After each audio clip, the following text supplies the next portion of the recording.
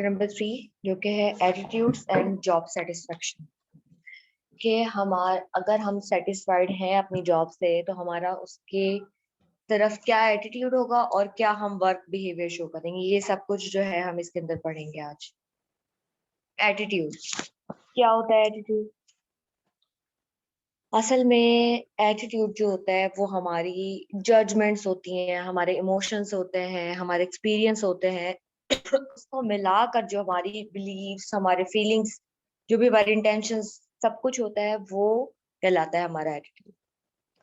evaluative statement or judgments concern objects, people और events।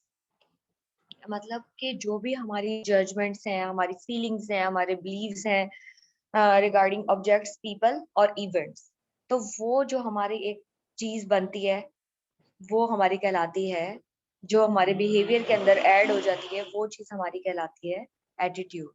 ठीक है। अब इसकी जो है वो 3 कंपोनेंट्स है। इस एटीट्यूड के अंदर 3 कंपोनेंट्स जो है वो इंक्लूड होते हैं। First of all cognitive component, second affective component, third behavioural component. Cognitive component के अंदर क्या चीज आती है? इसमें हमारे बिलीव्स आ जाते हैं। ठीक है। द ओपिनियन और believe segment of an attitude. हमारे एटीट्यूड के अंदर जो भी हमारी ओपिनियंस या हमारे बिलीव्स होते हैं वो इस अप्रोच के अंदर आ जाते हैं। नेक्स्ट है अफेक्टिव कंपोनेंट। इसके अंदर क्या चीज आती है? इसमें हमारे इमोशंस, हमारी फीलिंग्स आ जाती हैं। नेक्स्ट है बिहेवियर। इसके अंदर जाहिर सी बात है, जैसे नाम से ही वाज़ा है कि बिहेव आ जाता है। कॉग्निटिव में हमारे बिलीव्स, इफेक्टिव में हमारी फीलिंग्स, बिहेवियरल में हमारे बिहेवियर। ठीक है। Intention to behave in a certain way towards someone और समथिंग। ये 3 चीजें एटीट्यूड के अंदर होती हैं, कॉग्निटिव कंपोनेंट, अफेक्टिव, बिहेवियरल। ठीक है। इसकी डेफिनेशन हम इस तरह भी लिख सकते हैं, it is a cluster of beliefs, feelings and behavioural intention towards an object और समवन। मतलब कि किसी भी चीज या फिर किसी बंदे की तरफ जो भी हमारी फीलिंग्स, हमारे बिलीव्स, हमारा बिहेवियर है उसको हम क्या कहेंगे? इन शॉर्ट हमारा एटीट्यूड। कि वो हमारा क्या है? एटीट्यूड है। The theory of cognitive dissonance. अच्छा जी, कॉग्निटिव डिसोनेंस एक्चुअली है क्या? any incompatibility between two or more attitude between behavior and attitude। Means कि हमारी फीलिंग्स, हमारा बिलीफ कुछ है और हमारा बिहेवियर कुछ है। इन दोनों के दरमियान जो इनकम्पैटिबिलिटी आ रही होती है उसको डेसोनेंस बोला जाता है। मीन्स के कॉग्निटिव डेसोनेंस की मतलब हम सोच कुछ रहे हैं, फीलिंग्स हमारी कुछ है, बिलीफ हमारा कुछ है और हमारा बिहेवियर कुछ डिफरेंट ही हो रहा है। ठीक है। अच्छा, अब इसकी एग्जांपल मैं आपको इस तरह देती हूँ कि फॉर एग्जांपल किसी भी कंपनी के अंदर, ऑर्गेनाइजेशन के अंदर एक बंदे को कहा जाता है कि आप जो है वो फॉरेन असाइनमेंट्स जो है वो ले लें। ठीक है। कि आपको फौरी तौर पर जो है हम लोग अपने बाहर के मुल्क में जो हमारी ब्रांच है वहां पर आपको शिफ्ट कर रहे हैं। इससे आपकी क्या होगी? आपकी प्रमोशन भी होगी और आपकी जो है ना फॉरेन असाइनमेंट भी जो है ना आप कर सकेंगे वहां पर ना। तो ये आपकी जो है ना जो आगे फ्यूचर है उसके लिए बहुत बेस्ट है। ठीक है। अब वो बंदा अपना मुल्क छोड़ना नहीं चाह रहा। ठीक है। उसके अंदर से फीलिंग्स नहीं हो रही है कि मैं वहां जाऊं, बट उसकी जो ओपिनियन है, उसका जो जहन चल रहा है वहां पर, तो वो ये हो रहा है कि अगर मैं वहां पे जाता हूँ तो यकीनी तौर पे जो है मेरी अपग्रेडेशन हो जाएगी, मुझे प्रमोशन मिल जाएगी और जो है मुझे फॉरेन जाने का मौका भी मिलेगा। अब दो चीजें हैं कि वो उसकी फीलिंग्स उसके बिहेवियर का साथ नहीं दे रही। वो जाना चाह रहा है लेकिन जो है फील अंदर से कर रहा है कि मुझे नहीं जाना, बट वो चला जाता है। फिर वो बाद में ये महसूस करता है कि जो लोग अपने ही मुल्क के अंदर रह रहे हैं उनकी भी प्रमोशंस हो रही है। ठीक है। बेशक वो फॉरेन असाइनमेंट्स नहीं ले रहे हैं बट प्रमोशन उनकी भी हो रही है। अगर वो मैनेजर लेवल पे है तो वो भी मैनेजर लेवल पे है। ठीक है। With in the country. तो तो ये जो चीज आ जाती है ना, इसको कहा जाता है डेजोनेंस। ठीक है। इसको कहा जाता है कॉग्निटिव डेजोनेंस। कि उसकी फीलिंग्स क्या थी वो नहीं जाना चाह रहा था, लेकिन बाद में जो है ना उसकी राय ये कायम हुई कि यहाँ पे रहने वालों की भी तो प्रमोशन हो रही है, सिर्फ मुझे ही क्यों फॉरेन असाइनमेंट दी गई है। ये जो इनकम्पैटिबिलिटी आ जाती है ना एटीट्यूड और बिहेवियर के दरमियान, इसको कहते हैं डेसोनेंस। measuring the AB relationship. A used for attitude and B stands for behavior. ठीक है, यहाँ पे ये दो रिलेशनशिप्स बताए गए हैं कि इनको किस तरीके से क्या है। ये दोनों वेरिएबल्स हैं जो कि हमारे बिहेवियर को, अगर हमारा एटीट्यूड के अंदर तीन चीजें मैंने अभी आपको बताई थी, क्या चीजें आती हैं, बिलीफ, फीलिंग्स और बिहेवियर।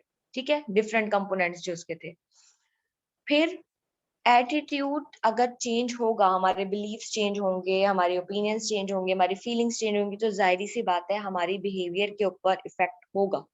ठीक है, अब एक स्ट्रॉन्ग इफेक्ट होता है और एक जो होता है ना वो बहुत क्लियर, मतलब बहुत मामूली सा इफेक्ट होता है। ठीक है, दो इफेक्ट्स होते हैं बिहेवियर के ऊपर, हमारी फीलिंग्स और हमारे बिलीव्स को लेकर। ठीक है, अगर माइनर सा इफेक्ट होगा तो क्या होगा, हमारे जस्ट फेस एक्सप्रेशन चेंज होंगे। ठीक है, ये क्या हुआ है कि वेरिएबल ए ने इफेक्ट किया बी पर, क्या हुआ, हमारे जस्ट फेस एक्सप्रेशन चेंज हो। बट अगर स्ट्रॉन्ग इफेक्ट होगा तो जाहिर सी बात है हम उसको एक्सप्रेस करेंगे इन वर्ड्स, इन बिहेवियर के। हम लोग जो है वो थोड़ा सा ऐसे बिहेव करेंगे कि हमारे बिहेवियर से ही जो है ना हमारा एटीट्यूड जो है ना, दोनों वेरिएबल्स जो है ना आपस में इंटरलिंक होंगे। ठीक है, recent research indicates that attitude A significantly predict behavior B when moderating variables are taken into account.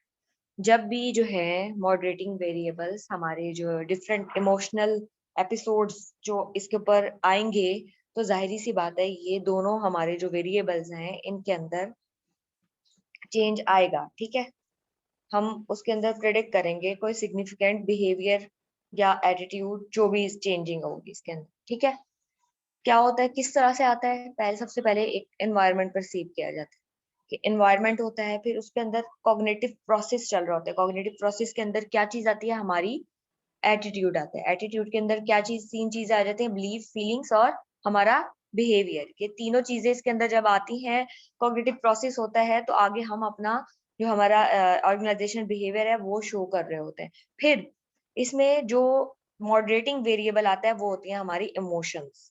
ठीक है, इमोशनल प्रोसेस, ये इमोशनल एपिसोड्स इसके अंदर आ जाते हैं कि हमारे इमोशंस इसके अंदर इंक्लूड हो जाते हैं। तो वो क्या होता है, मॉडरेटिंग वेरिएबल्स होता है जो कि हमारे एटीट्यूड और बिहेवियर के दरमियान जो है काम कर।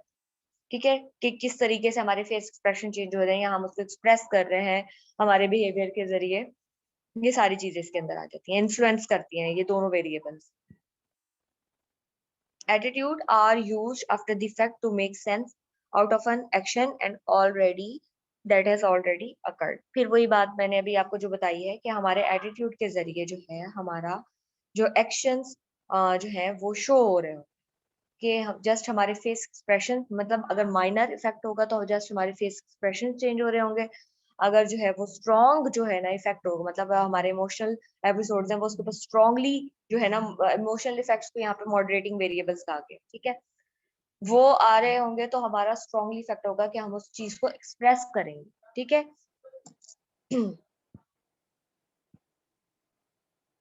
Types of attitude. अब टाइप्स ऑफ एटीट्यूड जो है वो तीन तरह की हैं, जिसमें हमारी जॉब सेटिस्फेक्शन आ जाती है, जॉब इन्वॉल्वमेंट आ जाती है, ऑर्गेनाइजेशनल कमिटमेंट। जॉब सेटिस्फेक्शन जैसे कि नाम से ही बात है कि क्या हम सेटिस्फाइड हैं अपनी जॉब से, ये चीज इसके अंदर आ जाएगी। क्या कलेक्शन ऑफ पॉजिटिव और negative feelings that an individual holds toward his और हर जॉब, के अपनी जॉब से रिलेटेड उसकी पॉजिटिव थिंकिंग है, फीलिंग्स है, या फिर नेगेटिव थिंकिंग और फीलिंग्स है, क्या वो फील कर रहे हैं, क्या are they satisfied with their job और डिससेटिस्फाइड विद देयर जॉब।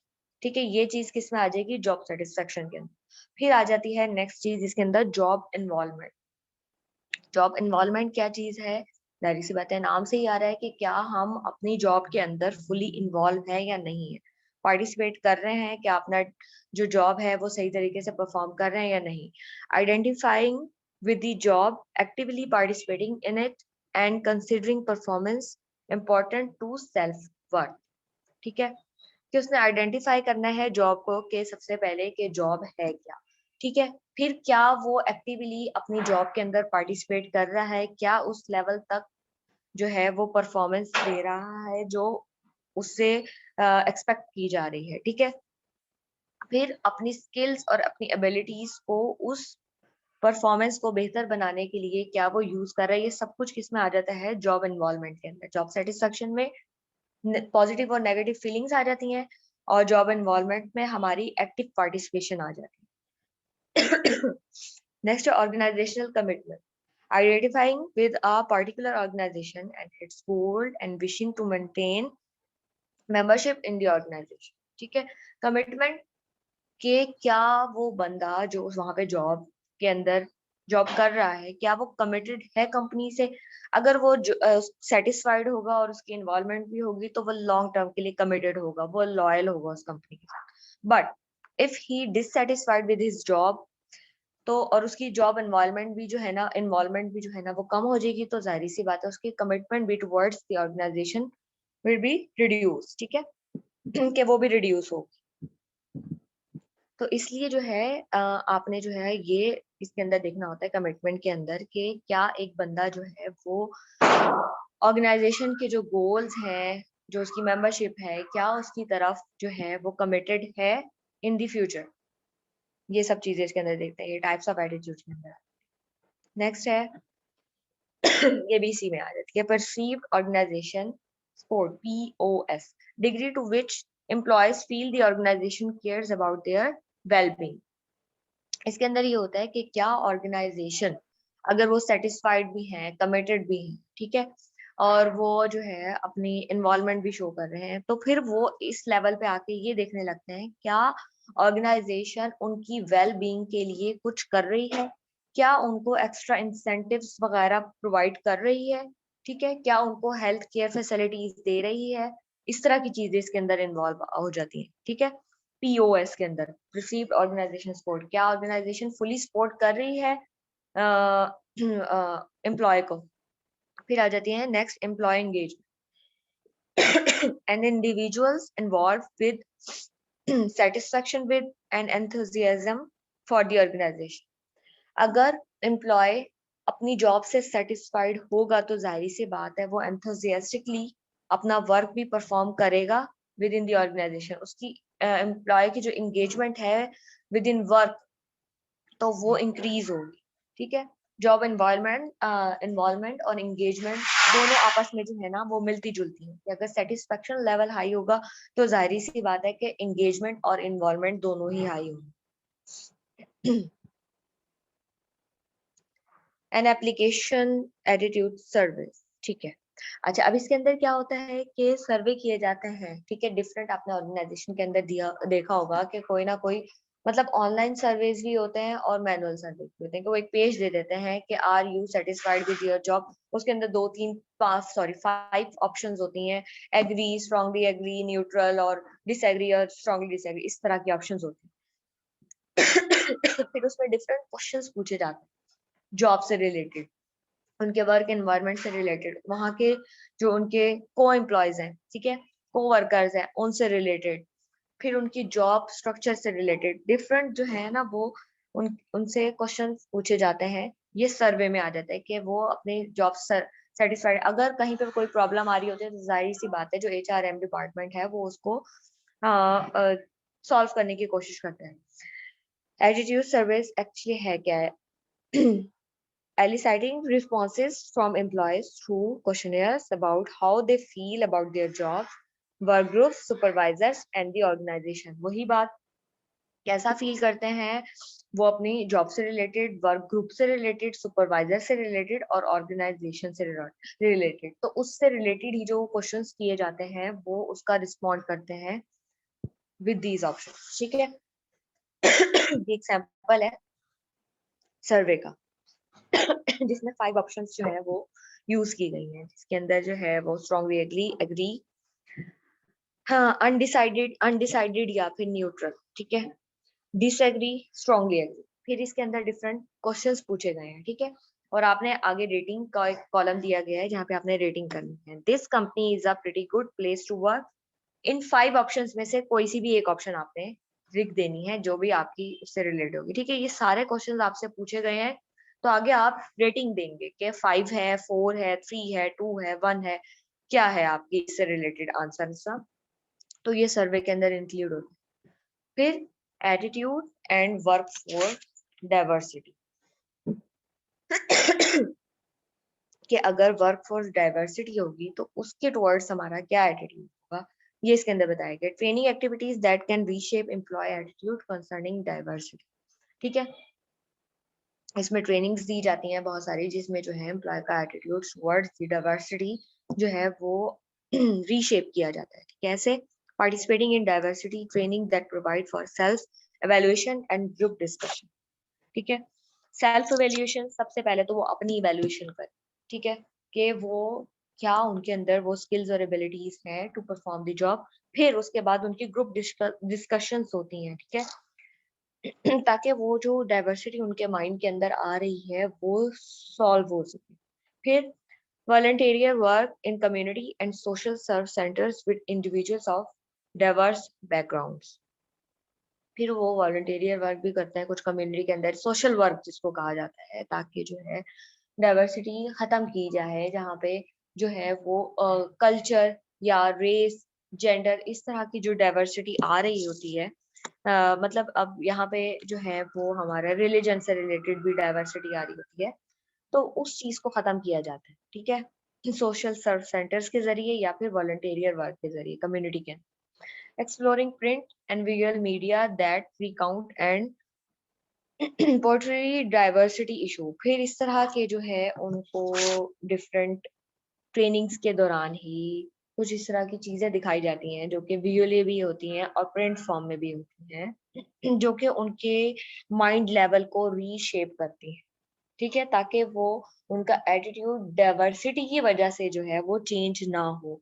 ठीक है, उनकी जो परफॉर्मेंस है वो वर्क फॉर डाइवर्सिटी की वजह से चेंज ना हो कि डिफरेंट कल्चर के लोग आ रहे हैं तो उसकी वजह से उनकी परफॉर्मेंस या एटीट्यूड या बिलीव्स या फीलिंग्स हर्ट हो रही हैं या फिर मजीद चेंज हो रही हैं, तो उस वजह से जो है वो उनके उनके अंदर जो भी चेंज आ रहा होता है वो ना आए। ठीक है, जॉब सेटिस्फेक्शन जो हमने फर्स्ट स्टेप पढ़ा था, जॉब सेटिस्फेक्शन क्या है, किस तरीके से मेजर किया जाता है और कैसे जो है वो लोग अपनी जो है ना जॉब सेटिस्फेक्शन या डिससेटिस्फेक्शन जो भी है उसको किस तरीके से मेजर कर सकते हैं। सिंगल ग्लोबल रेटिंग या समेशन स्कोर। अब आपको जो ये पीछे एक चार्ट दिखाया गया था, ये देखें, ये रेटिंग स्केल ग्लोबली ये यूज होता है रेटिंग स्केल। ठीक है, कि स्ट्रांगली एग्री, एग्री या न्यूट्रल या अनडिसाइडेड, डिसएग्री, स्ट्रांगली डिसएग्री। ये 5 जो पॉइंट्स हैं ये रेटिंग के लिए यूज होते हैं ग्लोबली। ठीक है, पूरी दुनिया में आप जहां पे भी क्वेश्चन देख लेंगे वहां पे ये 5 ऑप्शंस लाजमी तौर पर जो है वो यूज की जाती है।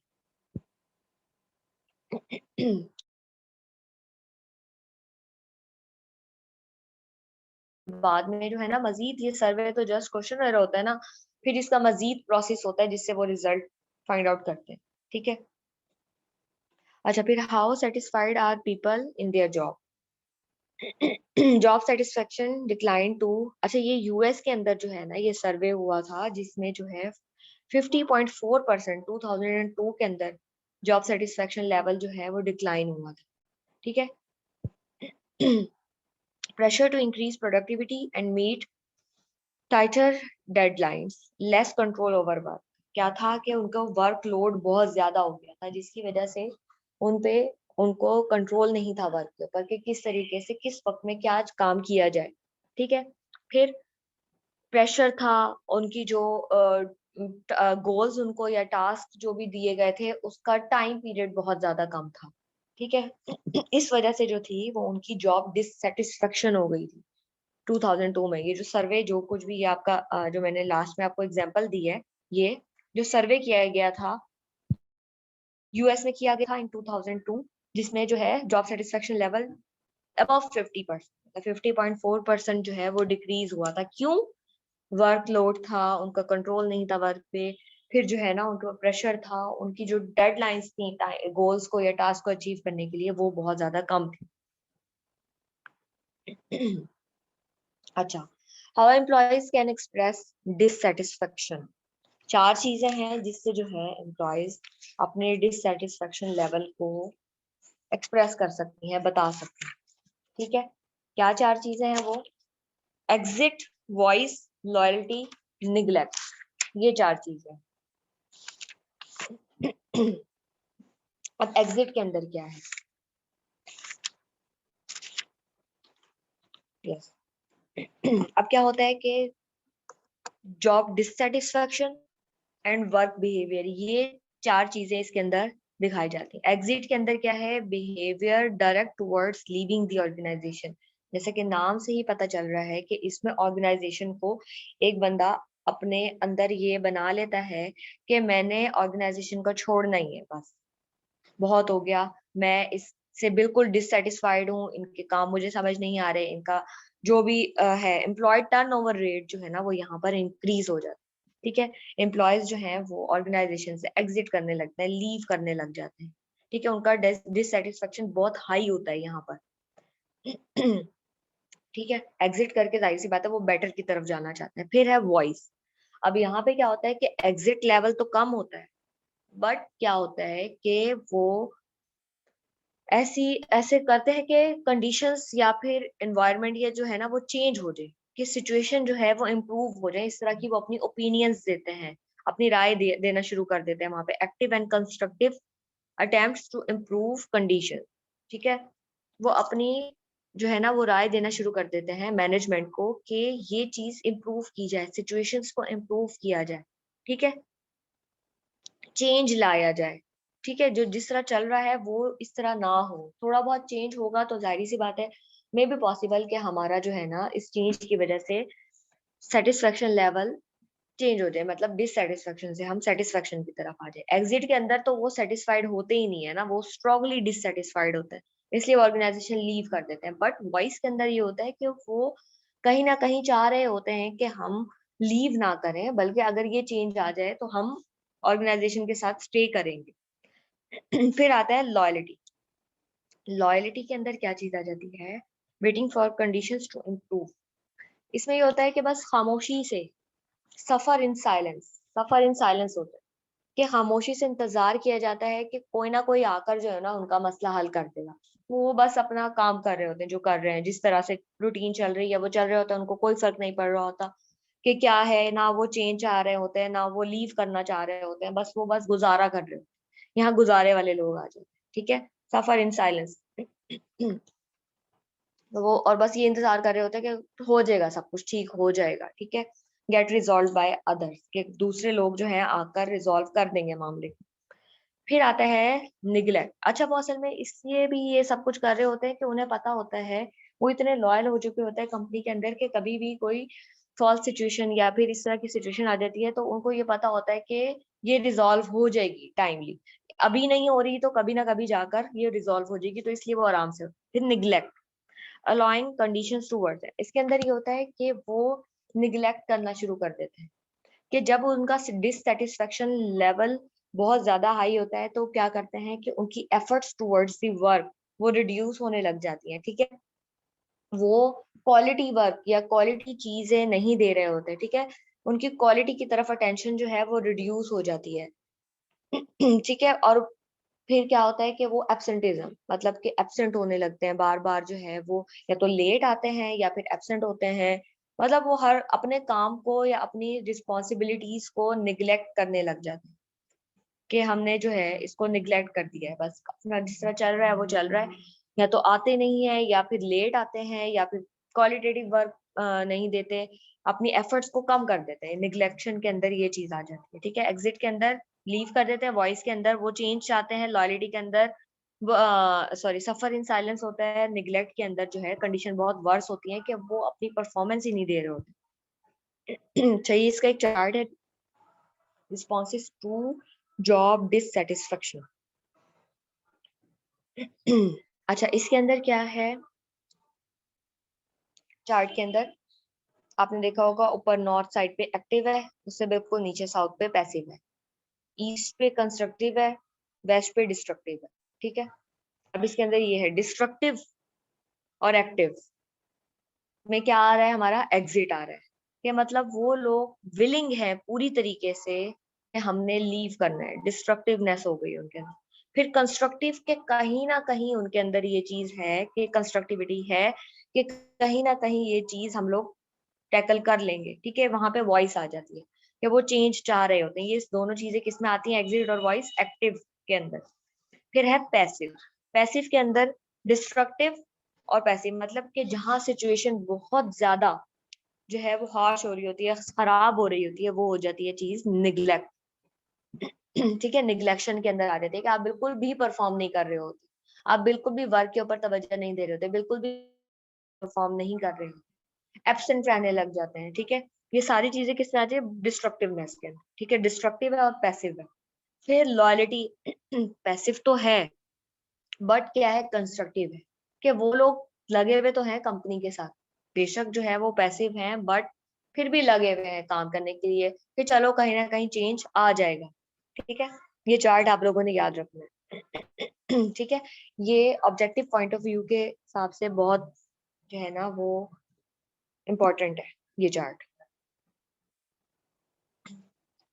Effect of job satisfaction on employee performance. ठीक है, जॉब सेटिस्फेक्शन और एम्प्लॉय की परफॉर्मेंस बहुत बड़ा ताल्लुक है। ठीक है, अगर आप सेटिस्फाइड होंगे तो जाहिर सी बात है आप परफॉर्मेंस भी हाई देंगे, डिससेटिस्फाइड होंगे तो आप परफॉर्मेंस नहीं लाएंगे। कहाँ पर आ जाएंगे आप, निग्लेक्शन की तरफ आ जाएंगे। ठीक है, सेटिस्फेक्शन एंड प्रोडक्टिविटी। अच्छा, सेटिस्फेक्शन है तो प्रोडक्टिविटी में किस तरीके से इंक्रीज होगा। Satisfied workers are necessary more productive. जरूरी नहीं कि जो सेटिस्फाइड हो वो मोर प्रोडक्टिव भी हो। Work productivity is higher in organization with more satisfied. ठीक है, जरूरी नहीं है कि जो सेटिस्फाइड हो वो लाजमी तौर पे प्रोडक्टिव भी हो। ठीक है, प्रोडक्टिविटी एक तरीके से जो है सेटिस्फेक्शन पर डिपेंड करती है। जाहिर सी बात है कि बहुत ऑब्वियस सी बात है कि जहाँ पे सेटिस्फेक्शन लेवल होगा वहां पर आप अपनी जो प्रोडक्शन है वो बहुत हाई देना चाहेंगे कि हम बेहतर से बेहतर या हम ज्यादा से ज्यादा प्रोड्यूस करें। ठीक है, क्योंकि सेटिस्फाइड हैं, उनका बिहेवियर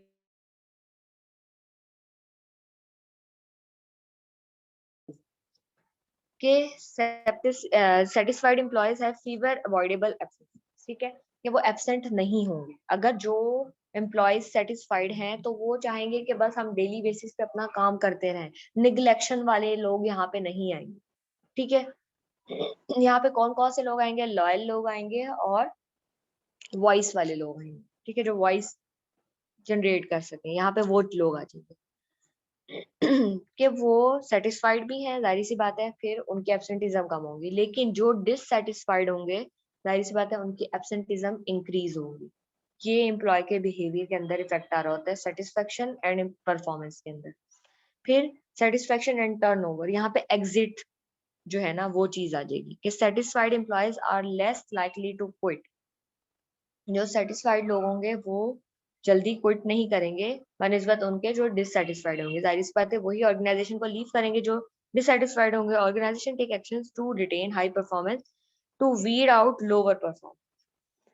अच्छा, जो अब क्या होता है कि ऑर्गेनाइजेशन भी उन लोगों के लिए जो है ना एक्शंस लेती है जो कि हाई परफॉर्मेंस दे रहे हैं और जो कि लो परफॉर्मेंस दे रहे हैं। ठीक है, क्यों लो परफॉर्मेंस दे रहे हैं, तो जाहिर सी बात है कि उनके लिए वो कुछ ना कुछ ट्रेनिंग प्रोग्राम्स या इंसेंटिव्स या बेनिफिट्स, कुछ भी इस तरह की चीजें, ताकि वो more motivated towards their work हो। ठीक है, उनका टर्नओवर रेट कम हो। अगर वो सेटिस्फाइड हैं तो जाहिर सी बात है उनका टर्नओवर रेट कम होगा। इसलिए इसमें तीन चीज आपने याद रखनी है, satisfaction, productivity, satisfaction and absenteeism, satisfaction and turnover. ठीक है, सेटिस्फाइड होंगे टर्नओवर रेट कम होगा, सेटिस्फाइड होंगे एब्सेंटिज्म कम होगी, सेटिस्फाइड होंगे प्रोडक्टिविटी इंक्रीज होगी, डिससेटिस्फाइड होंगे प्रोडक्टिविटी डिक्रीज होगी, डिससेटिस्फाइड होंगे एब्सेंटिज्म इंक्रीज होगी, डिससेटिस्फाइड होंगे तो टर्नओवर रेट इंक्रीज होगी। ठीक है, ये इनका रिलेशनशिप है। Job satisfaction and OCB. OCB क्या है, ऑर्गेनाइजेशन सिटीजनशिप बिहेवियर। ठीक है, satisfied employees who feel Fairlie treated by and are trusting of the organization and more willing to engage in behaviors that go beyond the normal expectations to their job.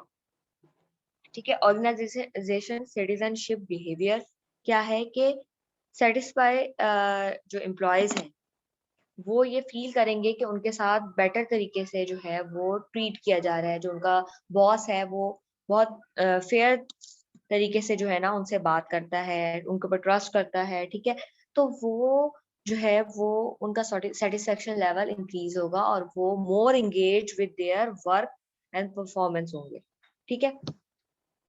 और उनका behaviour जो है वो भी positive होगा, ठीक है, towards their work. ये चीज इसके अंदर आती है। लेकिन अगर ऑर्गेनाइजेशन सिटीजनशिप बिहेवियर उनके साथ फेयर ट्रीट नहीं किया जाएगा, उनको ट्रस्ट नहीं किया जाएगा, तो उनका जो बिहेवियर है towards their work and performance वो आहिस्ता आहिस्ता से डिक्रीज होता रहेगा, उनका सेटिस्फेक्शन लेवल कम होता रहेगा। ये इन दोनों के दरमियान जो है ना वो रिलेशनशिप। अच्छा, job satisfaction and customer satisfaction, ये दोनों चीजें भी बहुत ज्यादा मैटर करती हैं। कैसे कि अब मैं आपको एग्जांपल देती हूँ कि एक कस्टमर है, वो बार बार जो है ना वो लॉयल है ऑर्गेनाइजेशन के साथ, वो बार बार आता है ऑर्गेनाइजेशन के अंदर, उसको एक ही एम्प्लॉय सर्व कर रहा हो, ठीक है। अब वो चाहता है कि मुझे उसी बंदे की बात समझ आती है, मुझे वही बंदा जो है ना सेटिस्फाई करता है, तो मुझे बार बार वही बंदा ही जो है ना वो प्रोडक्ट्स के बारे में नॉलेज दे, ठीक है। अब एक शू शॉप ले लें, ठीक है, ठीक है, बहुत बड़े बड़े मॉल्स के अंदर बहुत बड़ी होते हैं, तो वहां पर एक बंदा जाता है, वो जो वहां पर एम्प्लॉय वर्क कर रहा है उसका बिहेवियर उसकी तरफ बहुत अच्छा है, ठीक है, उस कस्टमर की तरफ। और वो उसको जो रिकमेंडेशन करता है या जो भी सजेस्ट करता है कि आप ये परचेज कर लें, आप ये न्यू ट्रेंड्स हैं, ये चेंज है, तो वो कस्टमर जो है वो उसी से सेटिस्फाइड हो रहा होता है। अब कल को अगर boss behaviour with employees satisfactory नहीं होता, फेयर बिहेवियर नहीं होता, फ्रेंडली बिहेवियर नहीं होता उसका, तो जाहिर सी बात है एम्प्लॉय डिससेटिस्फाइड हो जाएंगे अपनी जॉब से। एम्प्लॉयज चाहेंगे कि हम लोग ये जगह छोड़कर कहीं और जाएं जहाँ पे हमारी इज्जत हो, हमारे साथ फेयर ट्रीट किया जाए, हमारे इंसेंटिव्स वगैरह भी अच्छे दिए जाए, हमें टोटली मोटिवेट रखा जाए। अब वो कस्टमर दोबारा वहां आता है, वो देखता है कि वो एम्प्लॉय नहीं है जो उसको हमेशा से ट्रीट करता है, ठीक है, हमेशा से जो उसको सर्व करता है, उसको सर्विसेज प्रोवाइड करता है। अब वो कस्टमर कह रहा है कि ये अपने एम्प्लॉय को जो है ना वो लॉयल नहीं रखते। कस्टमर के माइंड में ये बात है कि एम्प्लॉय छोड़ के जा रहा है, किसी भी वजह से उसको कहीं से पता चल जाता है, तो ये हम लोगों को किस तरह लॉयल रखेंगे, ठीक है। उसकी सेटिस्फेक्शन लेवल वहां पर कम हो जाती है कि जब एम्प्लॉय सेटिस्फाइड नहीं है तो हम लोग कहाँ से सेटिस्फाइड होंगे। ये एक जो है ना माइंड आ जाता है। तो इसलिए जरूरी होता है कि आप एम्प्लॉयज की सेटिस्फेक्शन लेवल को इंक्रीज करो, तो कस्टमर का सेटिस्फेक्शन ऑटोमेटिकली जो है वो इंक्रीज होता रहेगा, ठीक है। Satisfied employees increase customer satisfaction because they are more friendly,